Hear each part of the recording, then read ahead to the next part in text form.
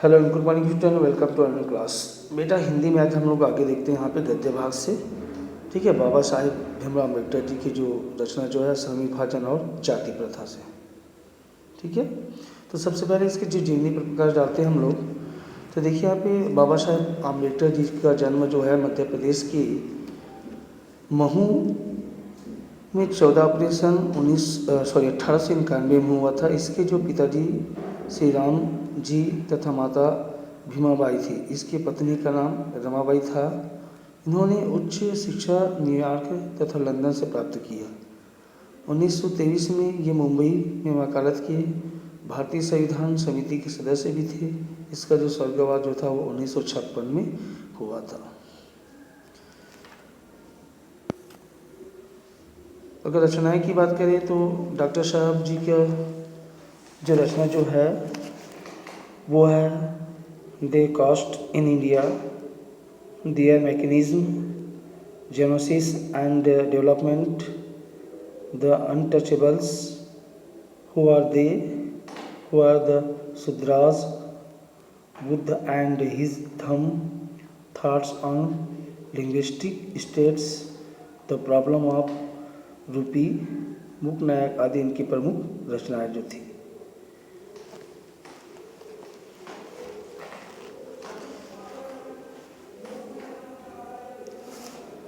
इसकी व्यक्तित्व की अगर बात करें तो डॉक्टर साहब भीमराव अम्बेडकर जी के जो व्यक्तित्व जो है वो शोषित वर्ग के उद्धार के समर्थन थे या समर्थक थे।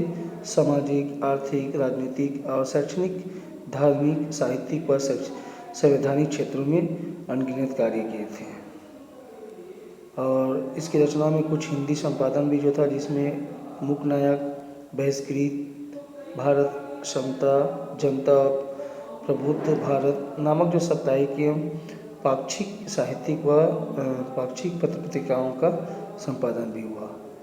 बाबा साहेब की जो भाषाएं की बात करें, अगर भाषागत विशेषताओं की बात करें तो बाबा साहब आधुनिक भारतीय चिंतकों में से एक थे। इन्होंने संस्कृत के धार्मिक, पौराणिक और वैदिक साहित्य का अध्ययन कर ऐतिहासिक, सामाजिक क्षेत्रों में अनेक मौलिक स्थापनाएं प्रस्तुत की। इनकी जो रचनाओं में दलितों की मुक्ति व सामाजिक समता के लिए संघर्ष झलकता है।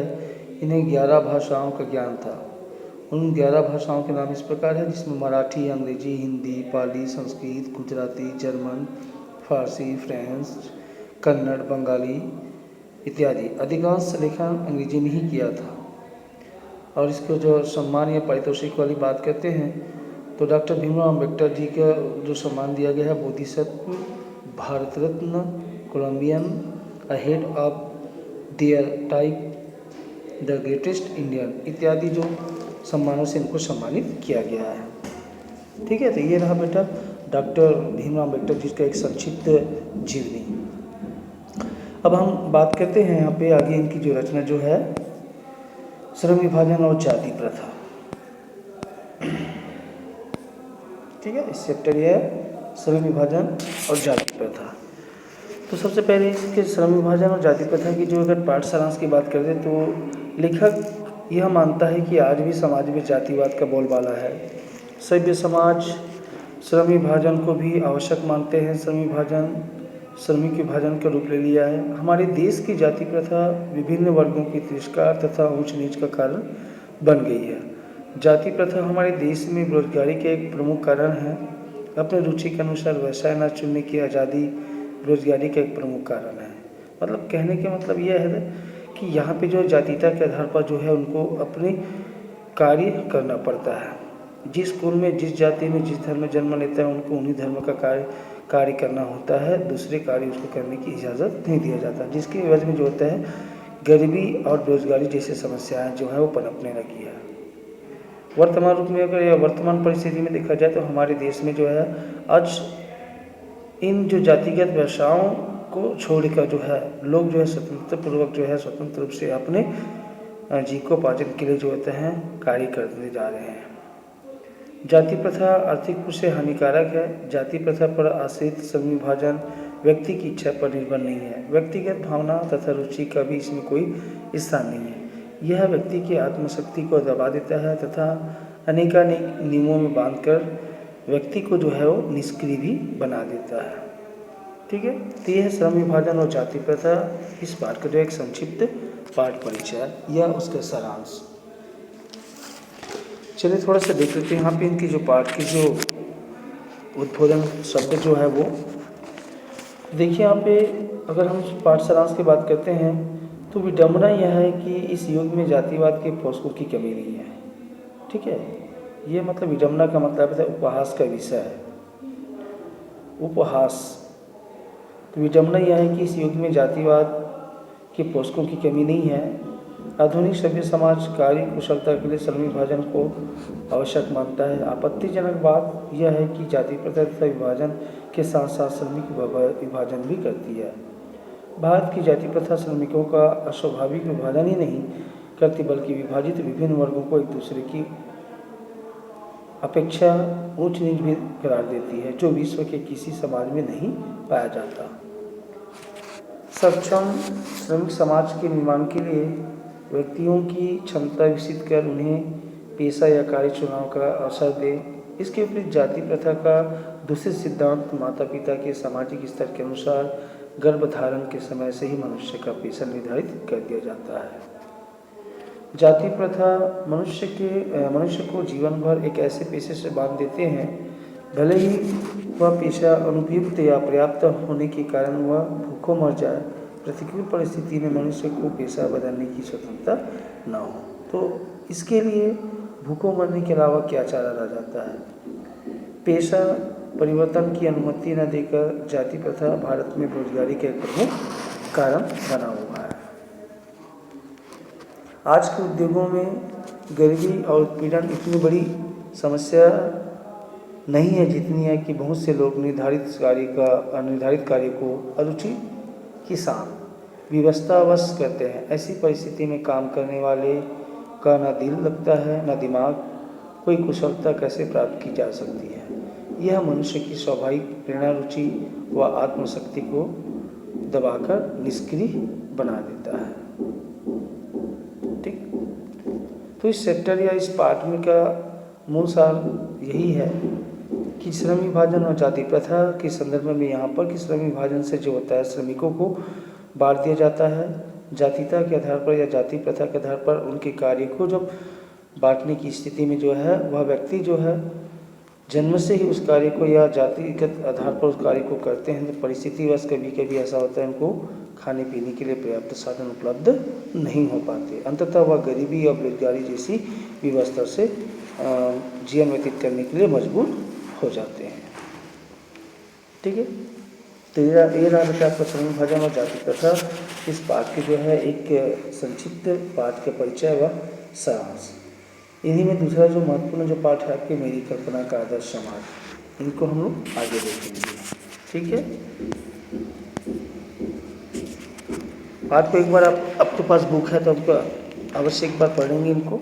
सारी समस्याएं, सारी बात जो है, सारी अभिलाषाएं जो है आपको समझ में आ जाएगी। इस पाठ का उद्देश्य क्या रहा है।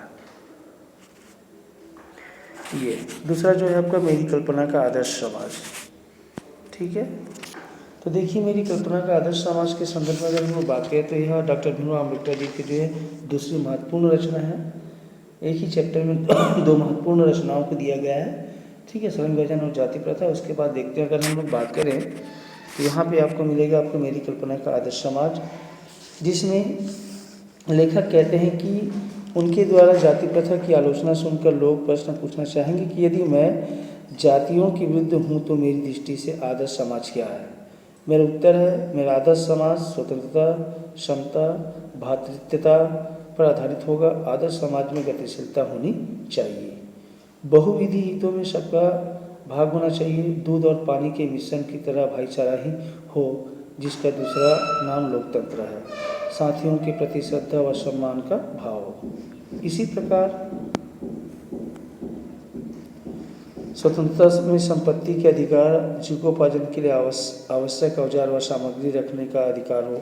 मनुष्य की शक्ति के सक्षम में प्रभावशाली प्रयोग की भी स्वतंत्रता क्यों न प्रदान की जाए। व्यवसाय चुनने की स्वतंत्रता न देना, व्यक्ति को दास्तान में जकड़ कर रखना होगा। जिससे कुछ व्यक्तियों को दूसरे लोगों के द्वारा निर्धारित व्यवहार एवं कर्तव्यों का पालन करने के लिए विवश होना पड़ेगा। समता पर विचार करें तो फ्रांसीसी क्रांति में समता शब्द विवाद का विषय रहा है। समता का नियामक सिद्धांत है कि मनुष्य की क्षमता 3 बातों पर निर्भर करती है। पहला शारीरिक वंश परंपरा, दूसरा सामाजिक उत्तराधिकार और तीसरा मनुष्य के अपने प्रयत्न अर्थात प्रयास पर। कौन कौन सा बोला? शारीरिक वंश परंपरा, दूसरा सामाजिक उत्तराधिकार और तीसरा जो है मनुष्य के अपने प्रयत्न। प्रत्येक व्यक्ति को अपना क्षमता का विकास करने का पूरा प्रोत्साहन देना सर्वथा उचित है। उत्तम व्यवहार के हक की प्रतियोगिता में वे लोग बाजी मार लेंगे जिन्हें उत्तम कुल, शिक्षा, पारिवारिक ख्याति, पैतृक संपदा तथा व्यावसायिक प्रतिष्ठा का लाभ प्राप्त होता है। समाज को यदि अपने सदस्यों से अधिकतम उपयोगिता प्राप्त करनी है तो यह संभव है कि समाज के सदस्यों को प्रारंभ से ही समान अवसर और व्यवहार उपलब्ध कराया जाए। राजनीतिज्ञ अलग अलग आवश्यकताओं तथा क्षमताओं के आधार पर वांछित व्यवहार अलग अलग नहीं कर पाते। राजनीति को अपने व्यवहार में एक व्यवहार्य सिद्धांत की आवश्यकता रहती है जिसमें सब मनुष्यों के साथ समान व्यवहार किया जाए। यद्यपि समता काल्पनिक जगत की वस्तु है, फिर भी राजनीतिज्ञ को सभी परिस्थितियों को दृष्टि में रखते हुए यह करना चाहिए क्योंकि यही व्यवहारिक भी है और व्यवहार की एक मात्र कसौटी है। तो इस प्रकार से जो है मेरी कल्पना का आदर्श समाज इस पाठ का जो है एक संक्षिप्त लेखांकन में परिचय या उसका सारांश रहा।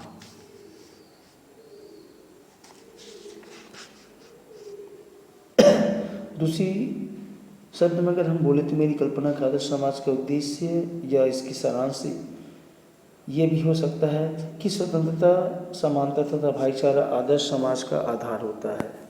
समाज वह है जो गतिशील हो। आदर्श समाज में अपनों के प्रति श्रद्धा तथा सम्मान का भाव होना चाहिए। दूध में जिस प्रकार जल विलीन हो जाता है उसी प्रकार समाज में भाईचारा मिला हुआ होना चाहिए। लोकतांत्रिक समाज होना चाहिए। जाति प्रथा के आधार पर समाज को दास्ता में जकड़ना उचित नहीं है। दास्ता केवल कानूनी नहीं होती, कुछ लोगों को दूसरों के द्वारा निर्धारित कर्तव्यों का पालन करने के लिए विवश होना पड़ता है। इसीलिए समाज में मनुष्य को 3 वर्गों में बांटा गया है।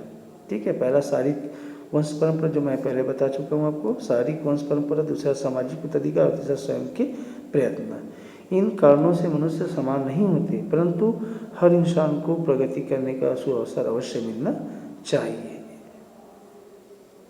ठीक है, तो बेटा ये रहा आपका डॉक्टर भीमराव अम्बेडकर जी की जो प्रमुख रचना, जिसमें पहला जो भाग जो रहा श्रम विभाजन और जाति प्रथा, दूसरा मेरी कल्पना का एक आदर्श समाज। दोनों चैप्टरों का उद्देश्य यही रहा कि श्रम विभाजन और जाति प्रथा के संदर्भ में कि आधुनिक जीवन के अंतर्गत जिस परिस्थिति में आज चल रही समाज उसी परिस्थिति में चलनी चाहिए। पूर्ववत होता क्या था, श्रम विभाजन के उद्देश्य के आधार पर जो है कि जिस प्रकार से श्रमों को या श्रम विभाजन किया जाता था उस आधार पर जो होता है व्यक्तियों को विभाजित या जातिगत आधार पर जो है विभाजित कर दिया जाता था। जाति प्रथा जैसी संकल्प से जो है उनको जकड़ दिया जाता था, बांध दिया जाता था, जो केवल उन परिवारों को, उन व्यक्तियों को या उन जाति वर्ग समूह को जो है केवल भुखमरी और गरीबी पर ही डुबो दिया जाता था।